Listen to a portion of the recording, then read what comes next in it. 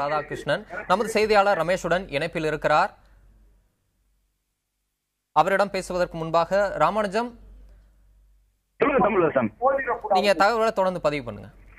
இந்த பகுதியை பொறுத்தவரை என்ன, அதாவது வைகோவை பொறுத்தவரை அவருடைய அரசியல் வாழ்வில் 51 ஆண்டுகள் அரசியல் வாழ்வில் தாம் வன்முறையை எந்த காலத்திலும் விரும்பியதில்லை என்று தெரிவித்திருக்கிறார். இது மட்டுமில்லாமல் குறிப்பாக மறுமலர்ச்சி திராவிட முன்னேற்ற கழகம் ஆரம்பித்த பின்னர் எக்காலத்திலும் அதாவது வன்முறையில் நாங்கள் ஈடுபட்டோம். நம்முடைய சார்பிலும் நாம் கேட்பது, வரக்கூடிய பிப்ரவரி மாதம் 15ஆம் தேதிக்குள்ளாக ஒரு தேதியை குறிப்பிட்டு உடனடியாக பூரண மதுவிலக்கை அறிவித்து படிப்படியாக அதை நடைமுறைப்படுத்துங்கள் என்று நாம் கேட்டுக்கொண்டிருக்கின்றோம். மதுவுக்கு எதிரான போராட்டம் நடத்துவது நிச்சயமாக வரவேற்கப்பட வேண்டிய ஒரு விஷயம். அதே நேரத்திலே வன்முறையை கையில் எடுப்பதையும் நாம் ஆதரிக்க முடியாது. இருந்தாலும் கூட கலிங்கப்பட்டியில் அண்ணன் வைகோருடைய சொந்த ஊரிலே திறக்கப்பட்டிருக்கக்கூடிய அந்த கடையை போட வேண்டும் என்று அவர்கள் குடும்பத்தோடு போராட்டத்திலே இறங்குவது வரவேற்கப்படக்கூடிய ஒன்றாக இருந்தாலும் கூட கடையை அடித்து நொறுக்கக்கூடிய அளவுக்கு சூழ்நிலைகள் ஏன் உருவாகியது என்று எனக்கு தெரியவில்லை. அங்கே தடியடி நடத்தப்பட்டிருக்கின்றது. தடியடி நடத்தப்பட்டிருப்பது நிச்சயமாக கண்டிக்கப்பட வேண்டிய ஒன்றாக நான் கருதுகின்றேன். பத்திரிகையாளர்கள் தாக்கப்பட்டிருக்கின்றார்கள். புதிய தலைமுறையைச் சேர்ந்த நிருபர் தாக்கப்பட்டிருக்கின்றார். இதெல்லாம் கண்டிக்கப்பட வேண்டிய ஒரு விஷயம். தமிழக அரசாங்கம் இந்த சூழ்நிலையை புரிந்து கொண்டு தமிழகம் முழுவதும் உடனடியாக பூரண மதுவிலக்கு கொண்டு வரக்கூடிய ஒரு அறிக்கை கொண்டு வந்தார்கள் என்று சொன்னால் அது சிறப்புடையதாக இருக்கும் என்று மீண்டும் மீண்டும் நான் வலியுறுத்தி சொல்ல விரும்புகின்றேன். கலிங்கப்பட்டியில் நடந்திருக்கக்கூடிய இந்த சம்பவம் இது ஒரு குறிப்பிட்ட இடத்தில் முடிந்துவிடும் என்று நான் கருதவில்லை.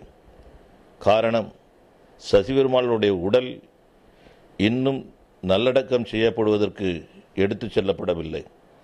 நாகர்கோவில் அரசு மருத்துவமனையில் அந்த காந்தியவாதியினுடைய உடல் இன்றும் அங்கே இருந்து கொண்டிருக்கின்றது.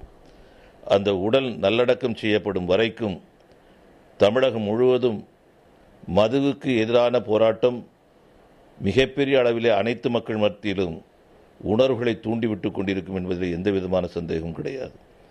ஆகவே உடனடியாக தமிழக அரசாங்கம் இது குறித்து சிந்தித்து நல்ல ஒரு செய்தியை கொடுப்பார்கள் என்று நான் நம்புகின்றேன்.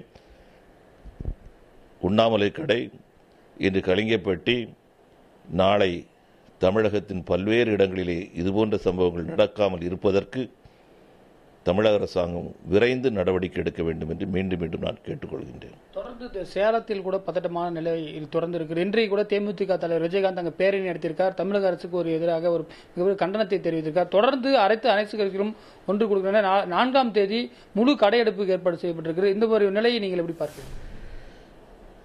சசிபெருமாள் அவர்கள் போராட்டத்தில் இறங்கிய உடனடியாகவே எனக்கு இந்த தகவல் நேற்று முன்தினம் தெரிய வந்தது. இந்த போராட்டத்திலே சசிபெருமாள் அவர்களோடு கோபுரத்திலே ஏறியிருந்த ஜெயசீலன் அவர்கள் பாரதிய ஜனதா கட்சியினுடைய தலைவர், உண்ணாமலை கடை பேரூராட்சியினுடைய தேர்ந்தெடுக்கப்பட்ட மக்கள் தலைவர், தொடர்ந்து எனக்கு செய்திகள் வந்து கொண்டிருந்தன. அவருடைய மரணத்திற்கு பின்பாக அவருடைய உடல் எடுத்துச் செல்வதற்காக, உடலை எடுத்து சேலத்திற்கு கொண்டு வருவதற்காக அவருடைய குடும்பத்தைச் சேர்ந்தவர்கள் சென்றிருந்தார்கள். நேற்று அதிகாலையிலேயே உடல் வந்துவிடும் என்கின்ற நம்பிக்கையோடு நானும் நேற்று காலையில் சேலத்திற்கு சென்று சேர்ந்தேன். நேற்று முழுவதும் சேலத்திலே நான் இருந்தேன். இரவு 10 மணி அளவில் நாகர்கோவிலுக்கு சென்றவர்கள் வெறுங்கையோடு திரும்பி வந்தார்கள். உடலை பெறாமல் வெறுங்கையோடு வந்தார்கள். 10:30 மணி வரைக்கும் அவருடைய வீட்டிலேயே நான் தங்கியிருந்து விவரங்களை எல்லாம் முழுமையாக அந்த குடும்பத்தாரிடம் கேட்டு பூரண மதுவிலக்கு அவர்கள் முழுமையாக உடனடியாக அமல்படுத்த வேண்டும் என்று கேட்கவில்லை. ஆரம்ப கட்டமாக வழிபாட்டு தலங்களின் அருகாமையில் இருக்கக்கூடிய, பள்ளிக்கூடங்களின் அருகாமையில் இருக்கக்கூடிய, குடும்ப பெண்கள் நடமாடக்கூடிய இடங்களில் இருக்கக்கூடிய டாஸ்மாக் கடைகளை மூடுங்கள் என்கின்ற அரசு ஆணையை சார்ந்த ஒரு வேண்டுதலை தான் வைத்திருக்கின்றார்கள். அதை நடைமுறைப்படுத்துவதற்கு எந்த சிரமமும் இருக்க முடியாது. ஆகவே அதையாவது அவர்கள் செய்திருக்க வேண்டும். நேற்று இரவே அந்த குடும்பத்தைச் சேர்ந்தவர்களுடைய மனைவி, அவருடைய தம்பி, அவருடைய மகன், இவர்கள் எல்லாம் தெளிவாக நேற்று இரவே சொல்லிவிட்டார்கள், என்னுடைய போராட்டம் தொடரும், சசிபெருமாள் அவர்களை தொடர்ந்து சேலம் காந்தியருடைய சிலையின் கீழ் நாங்கள் உண்ணாவிரதம் இருக்கப் போகின்றோம் என்று நேற்றே என்னிடம் சொன்னார்கள். ஆகவே அவர்கள் தொடர்ந்து போராட இருக்கின்றார்கள். என்னுடைய வேண்டுதல் மீண்டும் மீண்டும் நான் வேண்டுவது, சட்டபூர்வமாக விதிமுறைகளின் அடிப்படையில் இந்த கடைகள் ஆலயங்களின் முன்பாக, வழிபாட்டு தலங்களின் முன்பாக அமைக்கப்படக்கூடாது. பள்ளிக்கூடங்களின் அருகாமையில் அமைக்கப்படக்கூடாது. பெண்கள் குடும்பங்கள் வாழக்கூடிய பகுதியில் அமைக்கப்படக்கூடாது. அப்படி இருக்கும்போது அதை நடைமுறைப்படுத்துவேன் என்று சொல்வதற்கு எந்த சிரமமும் இல்லை. அதை உடனடியாக செய்ய வேண்டும். பிப்ரவரி மாதத்திற்குள் முழுமையான பூரண மதுவிலக்கு கொண்டு வந்தாக வேண்டும் என்று மீண்டும் மீண்டும் வலியுறுத்துகின்றேன். முதற்கட்டமாகவாது ஆலயங்கள் மற்றும் பள்ளிகள் அருகே இருக்கக்கூடிய மதுக்கடைகளை உடனடியாக மூட வேண்டும் என்றும் பிப்ரவரி மாதத்திற்குள் ஒரு முடிவை அரசு அறிவிக்க வேண்டும் என்றும் அவர் நம்மிடம் பகிர்ந்திருக்கார். புதிய தலைமுறைக்காக ஒளிப்பதிவாளர் ராஜராஜனுடன் ரமேஷ்.